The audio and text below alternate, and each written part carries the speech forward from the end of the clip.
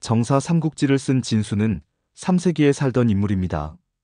233년에 태어나서 297년에 돌아가셨죠. 그러므로 그의 책 삼국지도 3세기 후반에 쓰여진 책일 것입니다.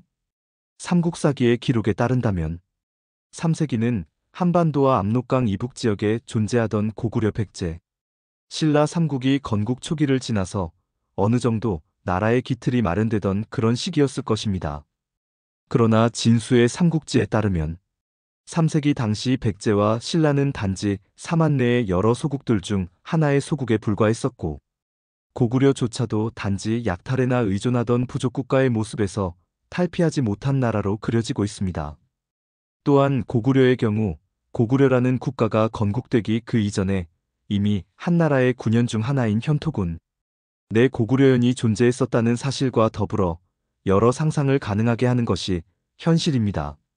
중고등학교 정규 교과목에서는 이 같은 사실을 숨긴 채 단지 삼국사기의 기록에만 의존하여 고구려 백제, 신라의 역사를 가르치고 있는 것으로 알고 있으며, 대학교에 와서야 전공자들을 중심으로 삼국지와 삼국사기 간에 이 같은 논쟁이 있음을 가르치고 있는 것입니다.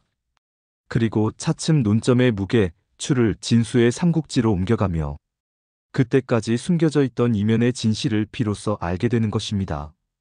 그 밖에 대다수 일반 국민들은 이 같은 사실을 모른 채 일생을 마치게 되는 것이며, 그중 한국 고대사에 관심을 갖고 있던 소수는 삼국사기 기록이 옳다고 하는 일방적인 주장만을 믿으며 이롭게 투쟁하는 것입니다. 나조차도 진수의 삼국지에 나오는 기사가 진실인지 아니며 삼국사기 초기 기록이 진실인지는 명백하게 알 수 없습니다. 그럼에도 진수의 삼국지가 조금 더 신뢰가 가는 것은 어쩔 수 없는 일입니다.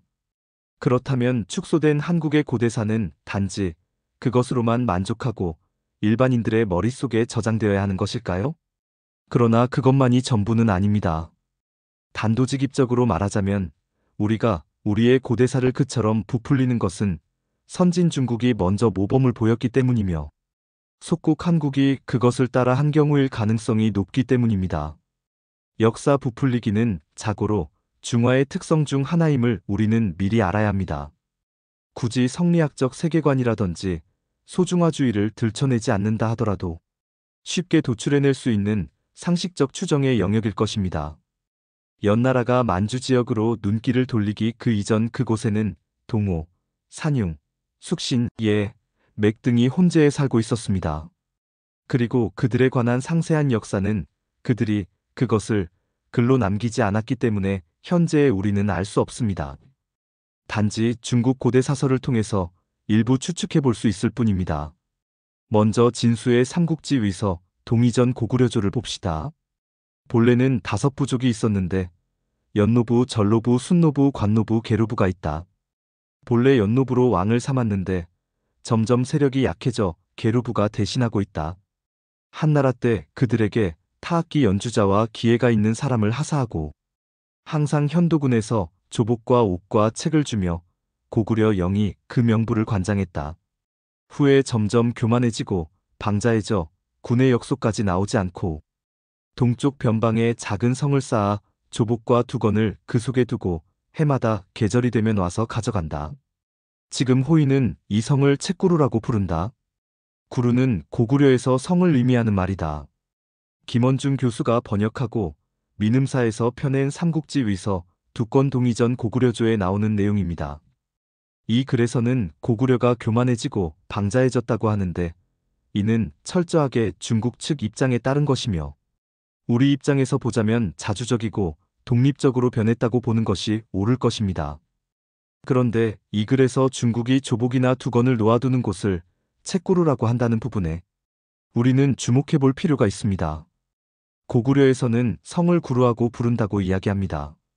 책구루에서 앞글자 책은 한자로서 머리쓰개 책자입니다. 여기서 머리쓰개는 여자들이 머리 위에 쓰는 수건, 장옷, 너울 따위를 통틀어 이르는 말이라고 하며 머리띠 또는 망건의 의미도 있다고 합니다. 그리고 구루는 고구려에서 성을 의미했다고 하죠. 그러므로 책구루란 조복이나 두건 등을 놓아두던 작은 성을 의미한다고 이해하면 대충 맞을 듯합니다. 그런데 여기서 우리가 특히 주목해야 하는 부분은 책구루 자체가 사실은 전부 한자로 이루어진 단어일 수도 있다는 사실일 것입니다. 책은 한자라고 이미 앞서 밝혔죠. 그리고 구루는 고유의 고구려 말이라고 했습니다. 그렇다면 한자와 고구려어가 복합적으로 사용된 단어로도 볼 수 있겠지만 우리는 혹시 구루조차 한자에서 파생된 고구려 말이 아닐지 의심해 볼 필요가 있습니다. 구루에서 앞글자 구자는 도랑 구자입니다.